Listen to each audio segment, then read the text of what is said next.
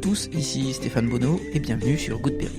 Goodberry, c'est chaque semaine une conversation inspirante avec une personne résidant en Berry pour évoquer son parcours personnel et professionnel, ses réussites ou ses moments plus difficiles, mais toujours en essayant de retenir un conseil, un enseignement ou une inspiration pour chacun d'entre nous. Cette semaine, j'ai le plaisir de recevoir Sofian Bailly, entraîneur de boxe. Issu d'une famille de boxeurs et habitué des salles d'entraînement dès l'enfance, Sofian évoque avec une certaine nostalgie ses trajets en bus à travers la France pour soutenir sa famille lors de combats mémorables. Son père, entraîneur, tient la baraque, même si Sofian le seconde. Mais quand son père tombe malade, c'est Sofian qui reprend les clés et devient l'entraîneur du club et l'organisateur des galas. Aujourd'hui, pas moins de 7 entraîneurs officient au club, ce qui en fait une structure complète et efficace dans le monde de la boxe, avec des galas pleins à craquer dans le gymnase Jablonski de Châteauroux. Le club compte également 3 pros, dont un champion de France couronné début 2020.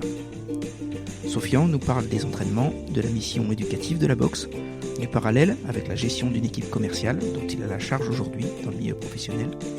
On évoque aussi le cinéma, le Berry, les victoires et les défaites, et puis on a essayé de débarrasser ce sport des stéréotypes qui lui collent à la peau.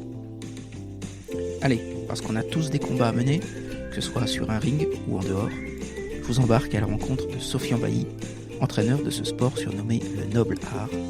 Goodberry, round 1, c'est parti. Bonjour Sofian. Bonjour Stéphane. Bienvenue sur Goodberry, je suis ravi de t'accueillir. C'est un réel plaisir. Sofian, j'ai une première question. Quelle est la différence entre la Team Bailly et le BCC, le Boxing Club de Châteauroux? Alors, je dirais qu'il n'y a pas de différence, c'est une unité. Le BCC La Beaufegnoux, c'est le nom du club. C'est le nom du club et c'est ce qui fait vivre le club aujourd'hui. Team Bailly, je dirais que c'est une histoire de famille qui s'est créée dans un club il y a déjà plus de 40 ans. On connaît toute l'histoire des frères Bailly. Bon nombre ont été professionnels. Mon père a dû laisser sa carrière de côté, lui, pour entraîner suite au drame qui est arrivé quand il a perdu son entraîneur le jour de l'inauguration de cette salle dans laquelle nous sommes. La Team Bailly, c'est une histoire de famille, mais le BCC La Beaufegnoux, c'est le nom du club. Alors pourquoi La Beaufegnoux? Pour rendre hommage à Christian Fegnoux, un fidèle partenaire, le vice-président du club, aujourd'hui mon patron, qui a toujours aidé le club dans son évolution au fur et à mesure de ces années. Le BCC La Beaufegnoux, il est unifié, je dirais, avec la Team Bailly. Ça ne fait qu'un seul. D'accord. Et quand tu parles de famille de boxeurs, ça remonte à quelle génération? Alors, ça remonte mon père et mes oncles. Pas au-delà, j'ai pas de souvenirs au-delà, mais mon père m'a raconté quelques histoires, mais mes oncles aussi. Quand ils étaient jeunes, en fait, ils étaient souvent assis sur un muret pas très loin d'ici, et il y a quelques personnes qui passaient, qui leur disaient vous pourriez faire autre chose. Et un jour, ils ont rencontré quelqu'un qui leur a dit venez essayer la boxe. Et il s'avère que ça leur a plu. On a eu même de très bons résultats. J'ai mon oncle Abdel qui est passé professionnel, mon oncle Kader qui est passé professionnel, j'ai mon oncle Malou qui a été au haut niveau, j'ai mon oncle Momo qui est entraîneur avec nous, qui a été en finale de championnat de France, amateur, donc un très bon niveau en mi-lourd. Mon père qui avait bon nombre de combats aussi, mon oncle Kamel aussi. Donc voilà, il faut savoir que mon oncle Nasser aussi a boxé, tous mes oncles ont boxé. Aujourd'hui, on a toujours une relation avec mes oncles, avec mon père dans le domaine de la boxe, parce qu'aujourd'hui on est de l'autre côté de la barrière, on transmet le savoir, et c'est un réel plaisir parce que d'avoir fait c'est une chose, et de savoir et de pouvoir transmettre en est une autre. Parce que on dit souvent un bon boxeur c'est un bon entraîneur, pas toujours. Tout comme un bon entraîneur n'était pas forcément un bon boxeur. Je pense qu'aujourd'hui voilà la relation aujourd'hui avec mes oncles, elle est... Ouais, on est tous fusionnels parce que on me prend souvent pour le dernier des frères, alors que pas du tout. Je suis le neveu, mais je suis tellement toujours avec mes oncles que c'est pour ça aussi. Dans cette filiation-là, tu as des souvenirs de quand tu étais petit d'entraînement de tes oncles ou de ton père? Oui, bien sûr. Mais il faut savoir que mon père m'a expliqué que la première fois où j'ai mis les pieds à la salle, j'avais 3 mois. Donc j'ai plus mis les roues de la poussette que les pieds. Mon père m'emmenait avec lui à la salle et je voyais mes oncles encore s'entraîner. L'oncle vraiment que j'ai pu suivre et que j'ai pris plaisir et vraiment qui m'a donné envie, c'est mon oncle Momo. Je me souviens de ses combats. On faisait un bus pour y aller. On avait été à Guéret pour les quarts de finale. On avait été, je crois que c'était en Normandie pour les demi-finales. On a été à Paris pour la finale. C'était vraiment, on était parti à 2 bus de Châteauroux. C'était vraiment une finale amateur homme dans l'Indre. Ça n'était jamais arrivé. Donc c'est vrai que c'est c'était vraiment un grand plaisir. Aujourd'hui, mon oncle il est avec nous en tant qu'entraîneur. Et c'est vrai que mes oncles m'ont forcément donné envie de faire comme eux. Et mon père, c'était la tête de file, celui qui entraînait, celui qui dirigeait tout, je dirais. Et lui aussi, il m'a donné l'envie. Et plus ça va, plus on s'est investi au fur et à mesure. Bon, il y a eu un élément, c'est quand mon père est tombé malade, où je me suis retrouvé un peu au pied du mur. Il a fallu que je mette tout en œuvre pour organiser 2 mois plus tard. Et là, je me suis retrouvé face à des choses que j'avais pas l'habitude de gérer en fait. Et t'as hésité à reprendre le club ? Pas du tout. Alors non, parce que mon père est toujours là, mes oncles sont toujours là. Non, c'est juste qu'à ce moment-là, mon père était vraiment, je dirais, un peu seul. À ce moment-là, tout le monde n'était pas, on n'était pas autant d'entraîneurs. Mon père, c'était le seul entraîneur à ce moment-là, et donc du coup avec moi, mais j'étais plus en retrait. Il faut l'avouer, j'étais plus en retrait, et enfin, je souhaiterais toujours être plus en retrait, mais aujourd'hui, la situation fait que mon père, il est plus actif de la même façon. C'est vrai qu'à aucun moment j'ai hésité. Alors, je me suis retrouvé confronté à des problèmes auxquels j'étais pas forcément prêt à gérer, je dirais. Mais voilà, ça s'est fait naturellement et au fur et à mesure du temps, on améliore. Et ce qui est cool, c'est qu'on est tous ensemble. Et là, on est une vraie équipe d'entraîneurs. On est 7 entraîneurs maintenant. Et pour une structure pareille, c'est pas de trop. Hein. Et tu as des exemples de choses que tu n'étais pas prêt à gérer et que tu as appris ? Du jour au lendemain, il a fallu monter un programme des combats. Il a fallu gérer aussi les combats professionnels. Alors je dirais que la boxe en elle-même, c'était quelque chose que je maîtrisais parce que je voyais mon père faire. Mais tout l'à côté. Gérer la sono, gérer les buvettes, gérer les demandes à la mairie pour tout ce qui est les chaises, les gradins, tout le matériel qu'on peut avoir besoin, gérer l'équipe de sécurité, Et en fait, on se rend compte que plus on en fait et plus il y a des choses auxquelles on n'a pas pensé. Et au fur et à mesure, on s'améliore. Et je pense que le public, malheureusement en ce moment il n'y a pas de public, mais je pense qu'on le voit au fur et à mesure des années, on se professionnalise vraiment. Et toi, tu as été boxeur ? J'ai été boxeur, j'ai fait de la boxe éducative, 41 assauts pour 32 victoires. J'ai fait de la boxe pré-combat, où j'ai fait une finale nationale, où j'avais 13 combats, j'avais 9 victoires. Et j'ai fait de la boxe amateur, j'ai fait seulement une petite dizaine de combats en boxe amateur, pour un palmarès de 7 pour 3. Et aujourd'hui, pourquoi je me suis dirigé et pourquoi j'ai arrêté de boxer ? C'est assez simple, hein. J'ai fait des études après, et les études m'ont restreint mon temps et ma capacité à m'entraîner. Et ce qui a vraiment fait que j'ai dû couper, pour la boxe du moins, l'activité et non l'activité d'entraîneur, c'est quand je me suis mis à travailler. Et là, ça devenait vraiment compliqué au niveau des horaires, parce que on ne peut pas allier toujours le travail et le sport. Et la priorité dans la vie, c'était le travail. Le sport, c'était accessoire. Ça ne peut pas quitter ma vie, ça ne peut pas. C'est vraiment une soupape, c'est vraiment quelque chose que j'ai besoin. Mais aujourd'hui, je m'épanouis pleinement dans mon travail aussi. Quand tu es petite, tu as des rêves d'être boxeur pro ? Quand j'étais petit, je voulais boxer, c'est sûr, pour faire comme toute ma famille. Quand tu es tout petit, tu y penses. Et dès que tu commences à t'entraîner, tu sais et tu connais la difficulté qu'est de devenir pro. Et les sacrifices aussi. Tout à fait. Devenir pro, en soi, c'est un cap. Après, c'est avoir une réelle ligne de conduite et surtout, c'est être capable de ne faire quasiment que ça. Et aujourd'hui, avec le travail, c'est pas possible. Voilà. Moi, j'étais destiné plus à l'enseignement qu'à la pratique. D'accord. Qu'est-ce que tu préfères dans ce sport ? Étonnamment, ce que je préfère dans ce sport, c'est peut-être l'aspect mental. C'est-à-dire que aujourd'hui, on a beau avoir des gros bras, on a beau avoir un gros cœur, un gros cardio, si psychologiquement t'es pas bien avant un combat, tu ne gagneras pas. Il faut être capable d'avoir le mental, il faut être capable d'avoir l'envie. Et l'envie, c'est une chose, les capacités physiques en sont une autre, mais vraiment le mental, je pense que aujourd'hui, c'est comme quelqu'un qui a envie de réussir dans sa vie, il va se dire, j'ai des sacrifices à faire à telle période de ma vie, je vais devoir faire telle chose, je vais devoir laisser de côté telle chose et pour en profiter plus tard. Et bien aujourd'hui, un boxeur, il faut qu'il soit capable de faire tout ça. Et vraiment, je pense que le mental dans le boxeur, c'est vraiment principal, quoi. Et toi qui es dans la partie éducative, tu le sens, cette capacité, ce mental avec les jeunes qui arrivent? On en parle souvent avec mon père, mais en règle générale, on se trompe rarement. Au bout de 1 ou 2 entraînements, tu sais à qui tu as affaire. Tu vois la personne, l'envie, tu vois aussi qu'est-ce que la personne elle est capable de mettre en place pour y arriver. Parce qu'aujourd'hui, dans la salle, pas cette année mais l'année dernière, on avait 11 nationalités. Donc 11 nationalités, tu as des jeunes, quand ils passent la porte, ils ne parlent pas français. Donc c'est à nous d'arriver à nous faire comprendre et de les aider. Parce que quand ils passent la porte, ils passent pas simplement la porte pour faire un sport. Souvent, la boxe, c'est une soupape, c'est fait pour décharger, c'est fait pour t'aider, c'est fait pour évacuer. Tout comme tu as des mamans qui passent la porte en me disant « j'en ai marre, il faut le calmer, il est intenable à la maison ». Et combien de mamans m'ont dit en milieu de saison « il a changé du tout au tout ». Et ça, c'est vraiment génial. Tu penses que la boxe a une mission éducative? Oui, clairement.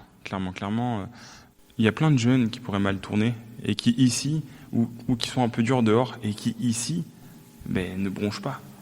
Parce qu'il y a cette notion de respect. C'est marrant, mais moi j'ai fait du foot quand j'étais gamin, j'ai vu des jeunes parler mal à l'entraîneur. Ici, je peux te dire que ça n'arrive pas. J'ai un sport aussi qui je trouve est, en termes de rigueur, c'est le rugby. J'ai fait un peu de rugby, j'ai jamais vu un gamin parler mal à son entraîneur. À la boxe, ici, c'est pareil. Je trouve que le respect, il est vraiment il est primordial et il est surtout naturel. Qu'est-ce que tu penses du MMA, qui est un peu un sport à la mode, tu vois, qui mêle le full contact, la boxe, les arts martiaux? Alors le MMA, c'est une nouvelle discipline en France. Ça fait belle lurette que ça existe aux États-Unis. Après, pour être très honnête, je suis pas un grand amateur du MMA. Je suis pas trop fan du pied-point. Ça passe à la télé, ça peut m'arriver de regarder, mais je vais pas me lever à 3h du matin pour regarder une finale ou autre. Pour les jeunes, tu sens une attirance? Pour être très honnête, j'ai pas trop cette demande, j'ai pas trop. Alors, je pense que celui qui est attiré par cette discipline, c'est celui qui a fait un peu tous les sports de combat. Quand tu as fait du judo, du penchaksilat, quand tu as fait du karaté, quand tu as fait de la boxe, c'est très complet parce que tu te retrouves dans tous ces domaines. Maintenant, c'est vrai que c'est complètement opposé à la boxe parce que oui, tu peux être un bon boxeur, mais on te met dans une cage de MMA, ça peut durer 30 secondes parce que tu ne seras pas un bon lutteur et tu ne seras pas capable de lever les pieds. Donc sincèrement, je m'exprime pas trop sur le MMA parce que je connais pas trop le MMA et je suis pas forcément. Ça reste un sport très dangereux. Ouais. Je pense qu'il y a vraiment des grosses lésions qu'il n'y a pas en boxe. Parce que en boxe, l'arbitre, je trouve que l'arbitre est plus vigilant qu'en MMA. En MMA, on attend souvent vraiment de voir les yeux se fermer pour dire on arrête le combat. À terme, il y a des lésions quand même. Alors que le boxeur, oui, il peut y avoir des lésions en boxe. Malheureusement, il y a eu un décès il y a 3 jours d'un boxeur amateur sur un tournoi en Serbie. Ça, c'est les risques, ça peut arriver. Mais je pense que dans le MMA, les séquelles à long terme sont vraiment beaucoup, beaucoup plus irréversibles. Pour évoquer la boxe encore, il y a la série des Rocky. Oui. Tu as d'autres films en tête, toi, ou des livres ou des séries que tu pourrais recommander? Tu veux que je sois honnête par rapport aux films de boxe? Voilà, j'aimais bien les Rocky quand j'étais petit. Aujourd'hui, voilà, je vais le voir à la télé, je vais le regarder, mais j'aime bien les films réalistes. Je trouve que $1 Million Baby, c'est plus touchant qu'un Rocky, parce qu'il y a une histoire. Une vraie relation entre un entraîneur et une boxeuse. Et aujourd'hui, je trouve que ça se rapproche plus de la boxe que les Rocky. Quel conseil, toi, tu donnes aux jeunes boxeurs qui rentrent dans la salle? Je leur demande déjà qu'est-ce qu'ils viennent chercher ici. Et de là, je suis capable de te donner un conseil. Tu en as qui te répondent je viens me défouler. Donc là, ils sont plus là pour une boxe loisir. Le premier conseil, il est là en fait. C'est de savoir dans quelle discipline je vais te mettre. En boxe loisir, en boxe amateur, en boxe éducative. C'est à moi de savoir si la personne elle a envie de boxer ou non. Donc c'est la première des choses que je vais demander. Qu'est-ce que tu comptes faire? Et souvent, je viens me défouler. On avait une équipe de gendarmes qui venait juste pour faire du complément et se défouler. On a des sportifs d'autres disciplines qui viennent faire un complément physique. Parce que la boxe, c'est complémentaire et c'est surtout très complet. Moi, qu'est-ce que j'ai comme conseil à leur donner ? Surtout, c'est fais les choses à fond pour te dépasser et pour ne pas regretter. Et c'est souvent ce que je dis à mes boxeurs. Et c'est marrant cette question parce que il y a 3 jours, avec mon oncle, on a dit à Ilyes Villaudière, un de nos petits pros, il te reste un combat avant la finale du Critérium pour décrocher ta première ceinture. Donc, il faut tout donner pour ne rien regretter. Et tout donner, ça se passe ici, avant le combat. Tu peux nous décrire à quoi ressemble un entraînement de boxe ? Alors, pour un boxeur lambda, un boxeur amateur ou même loisir ou boxe éducative, déjà, il y a une grosse partie d'échauffement pour pas se blesser. On a 15-20 minutes d'échauffement en rythme. Ça peut être sur place ou en déplacement. Après, on va avoir les séquences de shadows. Pour les non-connaisseurs, c'est tu boxes dans le vide. Tu as souvent aussi des séquences de cordes. Alors, nous, on travaille par série de 3 rounds. 3 rounds de vide, 3 rounds de cordes, 3 rounds de travail spécifique. Pourquoi 3 rounds ? Parce que c'est la base des combats amateurs. Les pros, on va monter un peu en intensité. On a du travail spécifique aussi. Si un soir, on a envie de travailler au sac du fractionné, donc là, tout le monde se met sur un sac et on travaille au fractionné sur des séquences. En fait, le but, c'est de faire monter le cœur. On travaille sur des 20-10, des 20-20, des 10-10 pour faire monter le cœur et puis pour être capable de reproduire ces séries en combat. On a aussi la mise de gants. Donc la mise de gants avec des travails à thème aussi. Ça peut être un travail attaque-défense, ça peut être un travail d'esquive, un travail de rotation, ou alors un travail libre où ce soir vous me faites 3 rounds, je veux que vous soyez capable de me sortir le meilleur de vous-même. Et un boxeur pro ? Alors un boxeur pro, c'est un peu différent. Je vais prendre l'exemple de Thomas Faure, notre champion de France. Thomas, il s'entraîne au minimum 5 jours par semaine. Il a 3 jours en spécifique boxe et 2 à 3 jours. Souvent le samedi matin, il complète, donc ça peut faire 6 jours en spécifique physique avec son préparateur physique. On va avoir des séries de fractionnés qui vont être un peu plus longues. On va avoir, après les pros, l'échauffement et autres, ils ont l'habitude. C'est leur travail. Vraiment, un boxeur professionnel, malheureusement, il n'en vit pas aujourd'hui, mais ça reste un travail. Toi, en tant que bon professionnel, quand tu vas au travail, tu sais ce qu'il faut faire déjà pour préparer ta journée. Eux, c'est pareil. Donc ça, je suis pas trop derrière eux pour ça. Là où je vais être plus assidu et plus regardant, c'est quand on va commencer le shadow, quand on va commencer sur les placements de jambes, c'est des petites choses à corriger, quand on va faire du travail au sac en spécifique, par exemple pour travailler la force sur un bras, les rotations, les esquives. Tout ça, c'est vraiment, avec le pro, un travail qu'on va faire un peu plus approfondi. On va chercher beaucoup plus la technique. Sur des séances, seulement l'impact. Et c'est pour ça qu'on a de nouveaux ateliers là, qu'on a mis en place ici, vraiment pour travailler en spécifique. Ça, c'est l'objectif. Est-ce qu'il faut un talent particulier pour être boxeur ? Chaque boxeur a son talent, parce que chaque boxeur a un style différent. Moi déjà, si je prends mon cas pour mes 3 boxeurs pro, tu n'en as pas un qui a le même style. Ilyes, c'est le petit technicien qui vadrouille beaucoup, parce que de fait de sa petite taille et de sa corpulence, il est léger, il va vite. Franck Zimmer, lui, c'est quelqu'un qui joue beaucoup sur les jambes, les esquives, et alors il regarde, le regard. Comme les chats, quand ils s'approchent, c'est incroyable. Franck, il a un coup d'œil qui est vraiment... qui est pour moi un grand espoir de la catégorie en France. Et Thomas, lui, il a une grande capacité, c'est qu'il est capable de boxer dans les 2 gardes, en droitier ou en gaucher. Il est capable de boxer de près ou de loin. Alors qu'il fait 1m90, normalement, la technique, c'est tu boxes de loin. Il est très fort de près aussi, Thomas. Il est très fort sur les crochets, les flancs. Et c'est pour ça qu'il est champion de France aujourd'hui. Est-ce que tu as connu ou est-ce que tu as eu, toi, des boxeurs qui étaient plutôt introvertis dans la vie et qui étaient des véritables lions sur un ring ? Complètement. Oui, c'est arrivé de rencontrer des boxeurs qui, au premier abord, tu te dis, il ne sera jamais boxeur.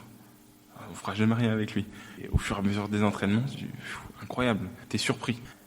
Et c'est arrivé plusieurs fois d'avoir des personnes comme ça où c'est vrai que de base, tu te serais dit, je n'en ferai jamais un boxeur.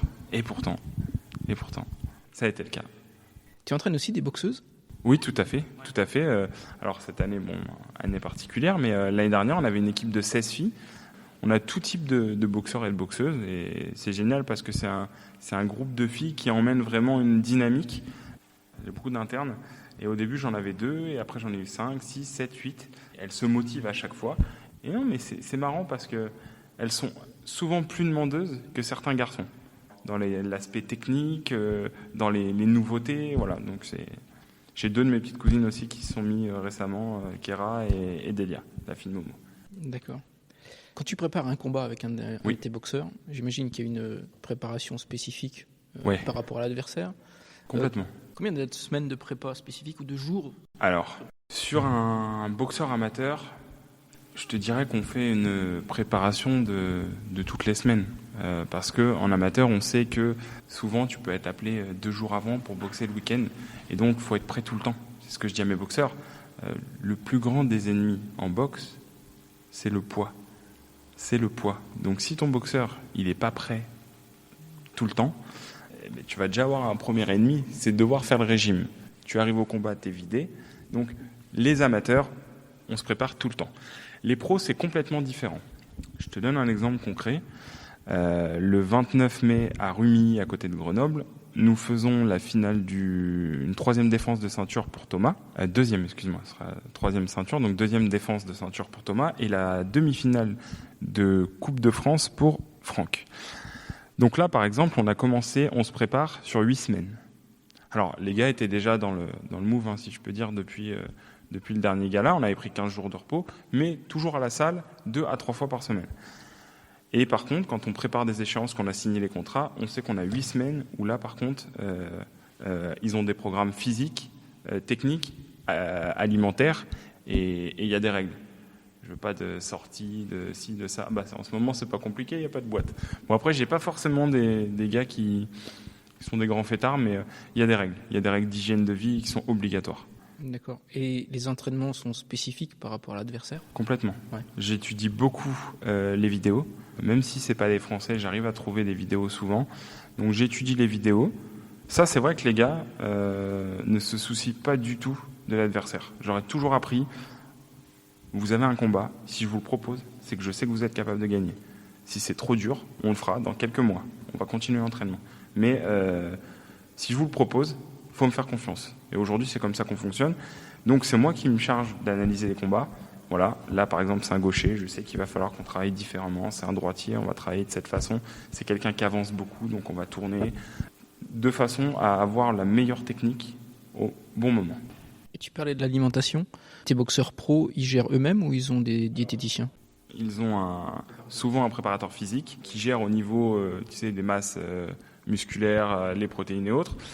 Je leur donne des conseils aussi, et c'est vrai qu'on a de temps en temps recours à une diététicienne qui est capable de les diriger sur quoi manger, quel aliment éviter, parce que surtout quand on est en phase de préparation, où on ne doit pas perdre en masse musculaire, mais où on doit veiller à son poids et peut-être perdre un petit peu de poids, parce que souvent un boxeur qui boxe dans la catégorie comme Thomas Demilour à 79, 378, un boxeur souvent son poids de forme ça va être 81. On sait qu'en règle générale, un boxeur, il est toujours 1 ou 2 kilos au-dessus de son poids de catégorie. Il y a beaucoup de gens qui pensent qu'on peut travailler la boxe tout seul à la maison en achetant un sac dans un magasin de sport. T'en penses quoi? J'en pense que c'est déjà très bien. C'est déjà très bien parce que j'ai plein de copains qui ne font pas de boxe, qui n'ont aucune notion de boxe, mais qui ont un sac de frappe chez eux. Il leur arrive, après une grosse journée de travail, de mettre une quinzaine de coups dans le sac pour se relâcher, se vider. Ce qui m'arrive des fois ici aussi. Après une grosse journée, on a quasiment tous un ballon de foot chez nous et on n'est pas de bons footballeurs. C'est un peu le même principe. Bon, ce qui est plus dangereux, c'est quand on a une carabine, qu'on veut faire du tir et que là, on ne sait pas tirer. Là, par contre, sur le principe, c'est un peu le principe de tous les sports. Il faut se donner envie, donc ça peut être une façon de te donner envie. Je voulais, Sofiane, qu'on évoque les galas.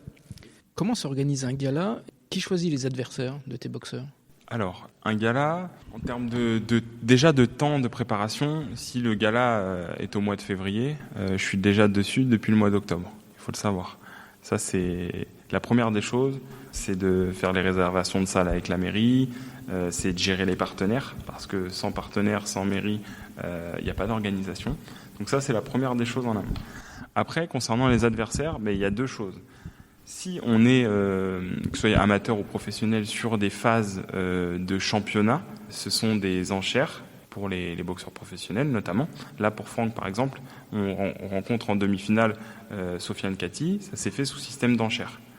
Thomas, ça s'est fait sous système de challenger. Donc moi, je ne choisis pas ces adversaires.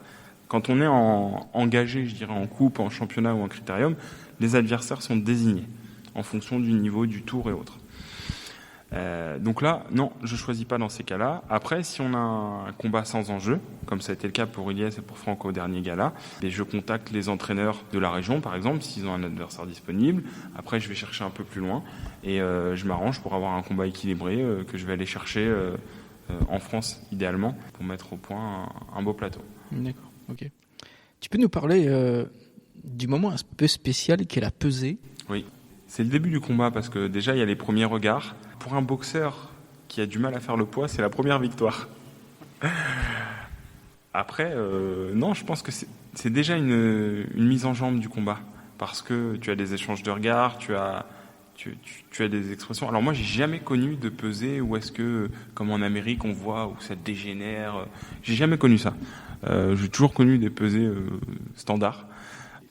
Je pense que tu rentres déjà dans... Voilà. Tu découvres l'adversaire quand tu l'avais jamais vu.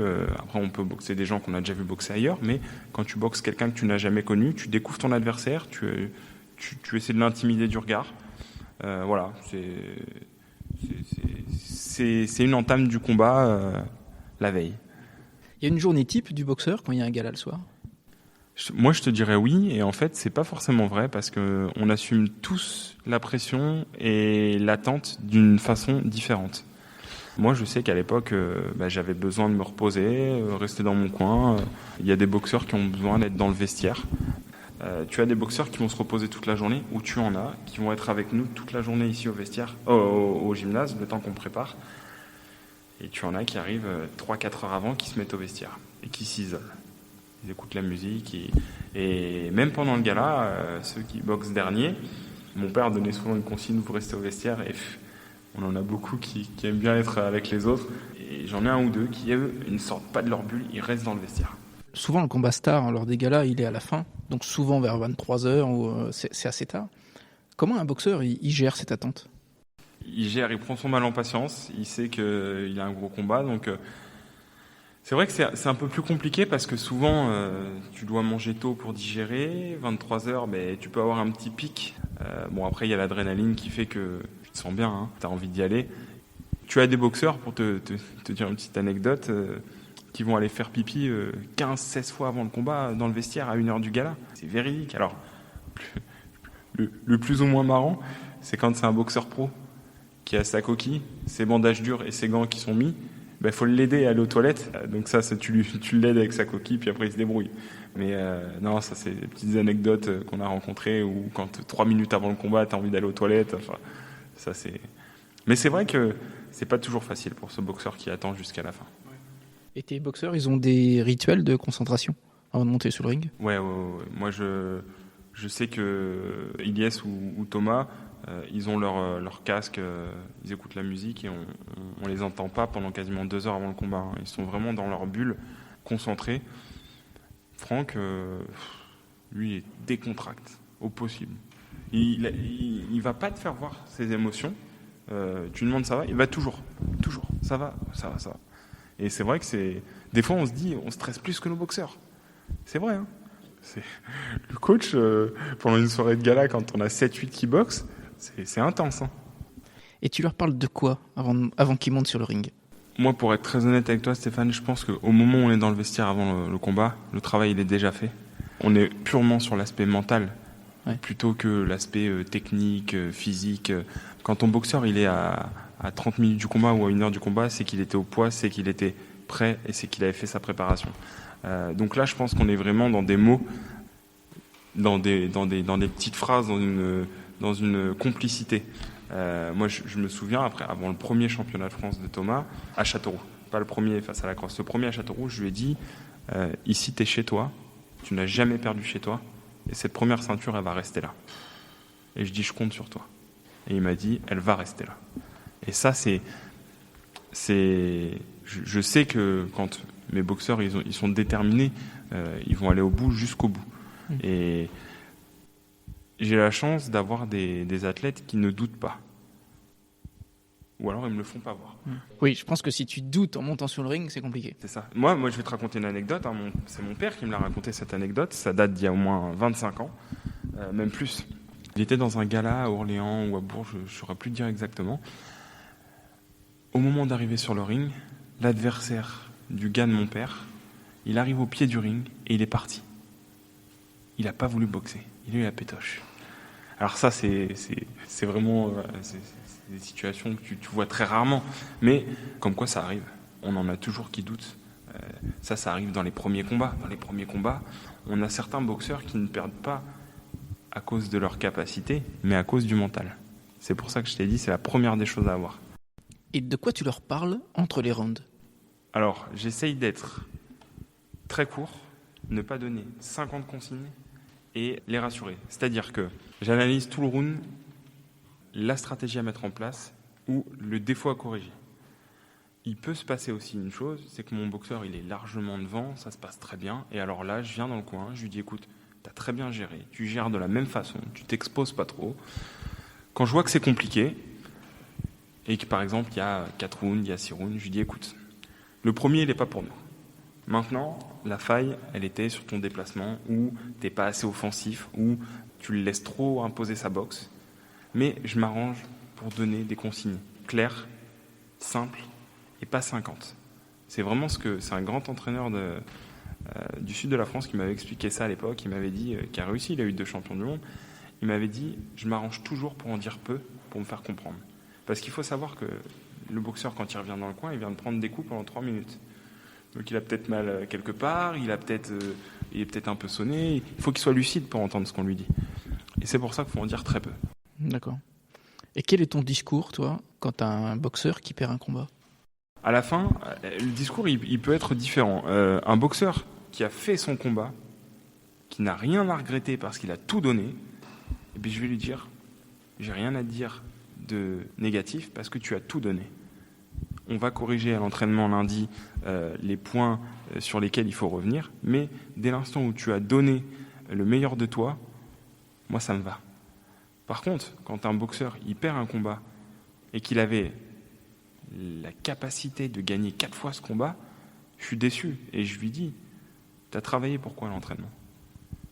Tu as mis des gants, tu as fait ton régime pour être au poids, combien ? Je n'ai pas compris en fait l'objectif là. Tu étais venu pourquoi ce soir ? Tu étais venu t'amuser ? Parce que moi je ne suis pas venu m'amuser. Moi pendant qu'on est là, ma femme, mes enfants sont à la maison, nous on est venu pour une performance. On est venu pour que tu te donnes. Si tu n'es pas capable de donner le meilleur de toi-même, pourquoi moi je dois donner le meilleur de moi-même à l'entraînement pour te former ? Dis-moi. Et là, il y a une remise en question. Et le lundi, souvent, il revient, il me dit, écoute, on va s'y remettre. Très rarement, je crie après mon boxeur en lui disant, t'as été nul. Enfin, je trouve que c'est pas pédagogique et c'est pas le faire. Ah oui, ça m'est peut-être arrivé quand j'étais un peu plus jeune, quand t'es en colère et que tu te dis, putain, celui-là, t'aurais pu gagner 100 fois. Mais non, aujourd'hui, je prends beaucoup de recul. Quel est ton meilleur souvenir d'entraîneur en gala ? Forcément, en tant que jeune entraîneur, moi je me considère jeune entraîneur, hein, ça fait 15 ans que je fais ça, c'est déjà la moitié de ma vie quasiment en tant qu'entraîneur, mais je pense que la plus grande satisfaction, c'est quand on a décroché la première ceinture. C'est tellement de travail, c'est tellement d'investissement. C'était il y a 2 ans avec Thomas, en 2020, même pas, je te dis c'est pas il y a 2 ans, c'était en 2020, c'était en janvier 2020, février 2020, la première ceinture. 1er février 2020, a décroché la première ceinture. Alors avant, on avait fait la WBF, mais qui était une ceinture internationale. Aujourd'hui, on était vraiment porté sur une ceinture qui est un peu plus reconnue, cette ceinture de champion de France. Ça, c'est vraiment mon plus beau souvenir en professionnel. Après, en amateur, je dirais que j'ai plein de beaux souvenirs, mais... Il y en a un qui t'a marqué ? Il y en a un qui m'a marqué, c'était en 2020 aussi. C'était Benny en finale régionale qui... Il y avait de la tension un petit peu sur cette finale et Benny a gagné au bout de 31 secondes. C'est vrai que c'était magnifique parce que sur un contre, il envoie son adversaire sur le derrière et il ne se relève pas, quoi. Quand on est sur une finale, il y avait beaucoup d'enjeux et c'est vrai que ça fait toujours plaisir. Et le souvenir le plus dur ? Je te dirais, il y a 2 souvenirs qui sont assez durs, enfin qui ont été durs. Le premier, j'étais jeune et j'étais pas entraîneur. C'est mon oncle en finale de championnat de France quand on était jeune. Enfin, quand j'étais jeune, quand lui il a fait sa finale de championnat de France, moi j'ai adulé mon oncle, je le voyais gagner, et malheureusement ça s'est pas passé comme prévu. Donc c'était une déception. Après, ma grosse déception en tant qu'entraîneur, c'était la défaite de Thomas à Saint-Nazaire pour le premier titre de champion de France. C'était une défaite qui m'a beaucoup, qui m'a vraiment embêté et marqué, parce que ce qui s'est passé, c'est que Thomas il a perdu sa grand-mère 4 jours avant le combat. Et j'ai dit à Thomas, qu'est-ce qu'on fait ? On fait le combat ou pas ? Il m'a dit, on fait le combat. Le combat durait 7 rounds. Il fait 6 rounds où, au pointage, on gagne les 6 premiers rounds. Ça passe en direct sur RMC Sport, tout le monde, on gagne les 6 premiers rounds. Et à la fin du 6e, il m'a dit, j'ai un coup de pompe, je suis pas bien. Il repart au combat, et à la fin au milieu du 7e, l'arbitre l'arrête, parce qu'il avait plus de jus. Il est apparu vraiment, il avait un zona qui lui pompait toute son énergie. Du fait du stress, de l'anxiété et du décès de sa grand-mère. Et là, je me dis, peut-être que la faute, elle peut me revenir à moi, peut-être que j'aurais pas dû accepter qu'on fasse ce combat. Après, quand tu es engagé, malheureusement, quand tu as signé, tu peux pas trop faire ce que tu veux dans ce domaine. Mais voilà, c'était une déception, parce que, en fait, pourquoi j'ai été déçu ? Parce qu'on était largement en avance. Et on avait largement ce combat à notre portée. Mais bon, c'est comme ça, c'est la boxe, c'est le sport. Est-ce que ça arrive que des boxeurs deviennent amis après des combats ? Ah, clairement, oui, bien sûr. Des boxeurs qui deviennent amis, ça arrive régulièrement. On a plein d'exemples comme ça, Et je me souviens, c'était un petit peu compliqué entre Eddie Lacrosse et Thomas. Parce qu'il y avait une victoire pour Thomas, une victoire pour Eddie. Et c'était un peu compliqué, il y avait un petit peu de rancune des deux côtés. Et après la finale perdue de Thomas face à Eddie, en fait, ils se sont écrits, ils ont échangé, on a travaillé ensemble pour des mises de gants. Voilà, ça se passe très bien, c'est des copains maintenant. Voilà, ça arrive très souvent.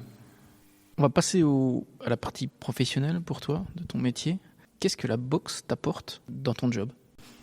Il y a une relation quand même entre mon travail et la boxe, c'est que dans les 2 cas, je suis amené à gérer une équipe. Et je pense que la boxe, ça m'a beaucoup aidé, parce que dans la gestion, j'ai été peut-être moins impulsif, prenais un peu de recul. Le fait d'avoir géré une équipe avant de gérer cette équipe au travail fait que j'avais un petit peu plus la tête sur les épaules, parce que j'ai quand même que 32 ans aujourd'hui.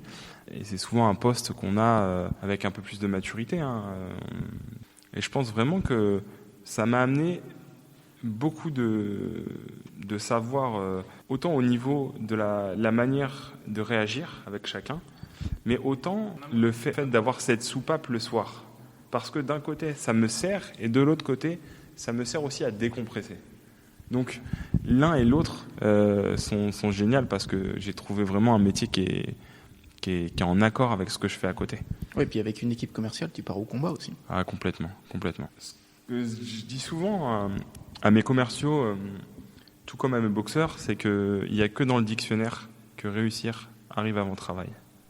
Et aujourd'hui, ma grande source d'inspiration, ça a été M. Fennou, clairement, parce que quand on voit le départ, quand on voit toutes les étapes, quand on voit l'envie, à son âge, de toujours réussir, de toujours être présent, Mais clairement, bien sûr que c'est quelqu'un qui est motivant, quelqu'un qui peut que te donner envie.